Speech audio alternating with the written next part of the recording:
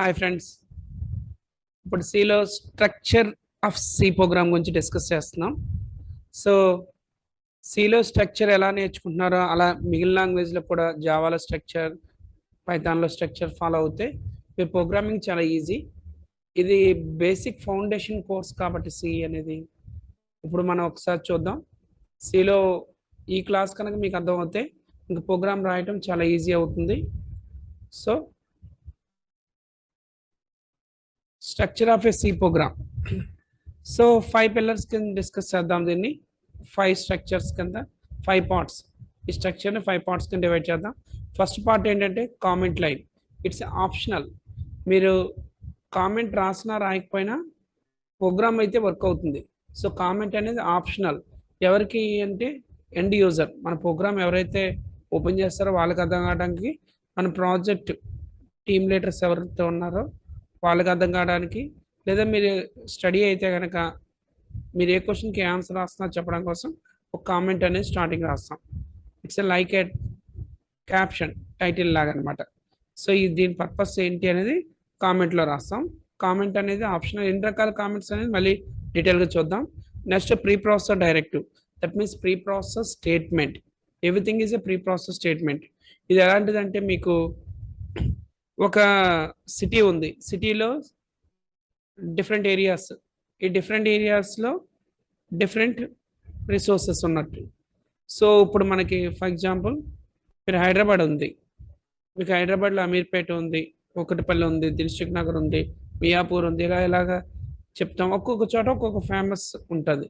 Same అలానే C లాంగ్వేజ్లో మీకు డిఫరెంట్ ఫంక్షన్స్ ఉంటాయి.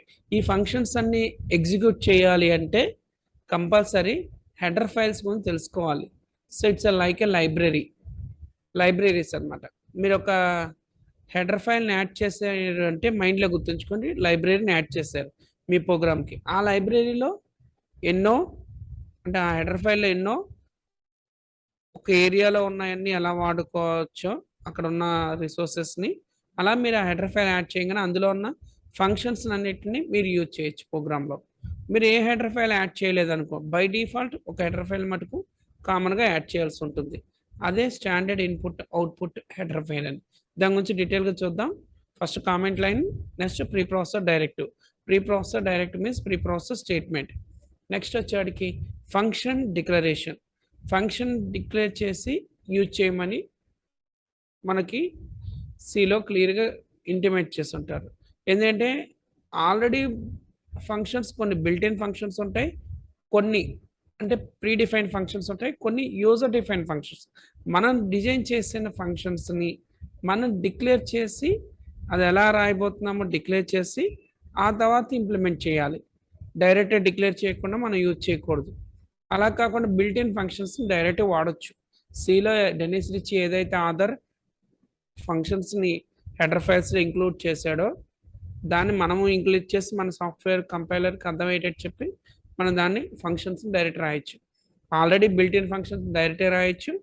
సో లేదు మనం రాయాలనుకున్న యూజర్ డిఫైన్డ్ ఫంక్షన్స్ని డిక్లేర్ చేయాల్సి ఉంటుంది. అంటే ఫంక్షన్ డిక్లరేషన్ అనేది థర్డ్ లెవెల్.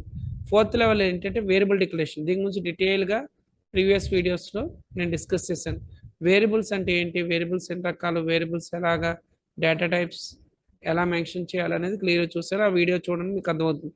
వేరియబుల్ డిక్లరేషన్ అంటే మనం ఏదైనా వేరియబుల్ అని కంటైనర్ అంటామని డిస్కస్ చేసాం. ఆ కంటైనర్లో సమ్ వాల్యూ స్టోర్ చేయాలి. స్టోర్ చేయాలంటే ముందు డేటా టైప్ మెన్షన్ చేయాలని చెప్పాను. సో వేరియబుల్ డిక్లరేషన్ అనేది వేరియబుల్ డిక్లేర్ చేసి దెన్ వీ కెన్ యూజ్ ప్రోగ్రాంలో మనం ఈజీగా వేరియబుల్స్ని యూజ్ చేయొచ్చు. ఫైనల్గా స్టేట్మెంట్స్. మీరు ఏదైనా ఫంక్షన్ రాశారు అంటే అది మెయిన్ ఫంక్షన్ ఉంటుంది సిలో. మెయిన్ ఫంక్షన్లో ఒక్కొక్క ఈచ్ అండ్ ఎవ్రీ దాన్ని స్టేట్మెంట్స్ అంటాం. సింగిల్ స్టేట్మెంట్తో మీ మెయిన్ ఫంక్షన్ ఉండొచ్చు, మల్టిపుల్ స్టేట్మెంట్స్ ఉండొచ్చు, ఇంకా ప్రోగ్రామ్ లెంత్ పెంచవచ్చు, ఇంక్రీజ్ చేసుకుంటూ వెళ్ళొచ్చు. సో ఫంక్షన్స్ అనేవి మెయిన్ ఫంక్షన్ ఉంటుంది, అందులో డిఫరెంట్ బిల్ట్-ఇన్ ఫంక్షన్స్ ఉంటాయి. మనం ఓన్గా రాయాలంటే యూజర్ డిఫైన్డ్ ఫంక్షన్ రాయాలి అన్నాను. వేరియబుల్స్ అనేది డిక్లేర్ చేస్తే యూజ్ చేయాలి. వితౌట్ డిక్లరేషన్ లేకుండా ఏదైనా వేరియబుల్ని వాడితే అన్డిఫైన్డ్ వేరియబుల్ అనే ఎర్రర్ వస్తుంది. అంటే ఈ వేరియబుల్ నాకు తెలియదు అని చెప్తుంది. సో అప్పుడైనా మీరు డిక్లేర్ చేయాలనే పార్ట్ గుర్తుంచుకోండి. ఫోర్త్ ఇంపార్టెంట్ పిల్లర్ ఏంటి, వేరియబుల్ డిక్లేర్ చేస్తే యూజ్ చేయాలి. ఫంక్షన్ డిక్లేర్ చేయటం అంటే యూజర్ డిఫైన్ ఫంక్షన్, మనం ఓన్గా రాసే ఫంక్షన్ డిక్లేర్ చేసి యూజ్ చేయాలి. బిల్ట్ ఇన్ ఫంక్షన్స్ మీరు డిక్లేర్ చేయవలసిన డైరెక్ట్ యూజ్ చేయొచ్చు. So next statement. Statement or statement single line ఉండొచ్చు, మల్టిపుల్ లైన్ ఉండొచ్చు. సో మన ప్రోగ్రామ్ అంతా స్టేట్మెంట్స్ కింద ఫామ్ అవుతుంది. ఇది మెయిన్ క్లియర్ కట్గా ఒక స్ట్రక్చర్.